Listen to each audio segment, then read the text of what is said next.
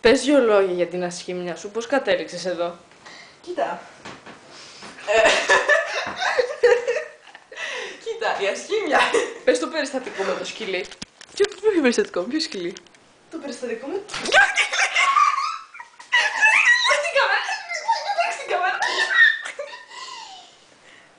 Τι έγινε? Και τα φάτσα.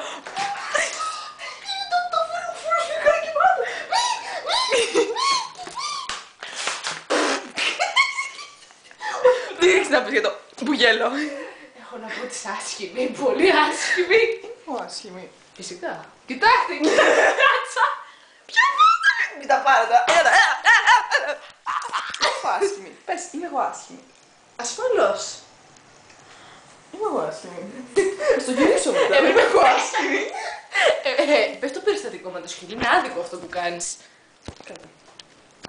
Λοιπόν, εκεί που ήμουν, ήταν ωραίο σκυλάκι. Ωραίο. Εγώ η καημένη πήγα να το χαϊδέψω. Αλλά επειδή είμαι άσχημη, προχώρα. Στο διάλογο, ηλίθεια. Μπορεί να έχει κάτι, ρε παιδί μου. Σκυλιότητα μπορεί να Ναι, μπορεί να είναι άρρωστο. Το περιστατικό με τον κείμενο πριν, πώς το εξηγείς, δηλαδή ήταν και αυτός άρρωστος. Το χτύπησε ο Νίκος γιατί με είδε ο Νίκος, με ερωτεύτηκε. Από την πρώτη μάτια. Είπε να σε πάει σε κανένα νοσοκομείο να σε φτιάξουνε. Λοιπόν, τι έλεγα. Για το σκυλί. Ναι, για το σκυλί, λοιπόν, τι έλεγα. Α, μπορεί να έχει πάθει παιδί μου κάτι. Να σου πει την Και μόλις το άγγιξες, του ήρθε πόνος.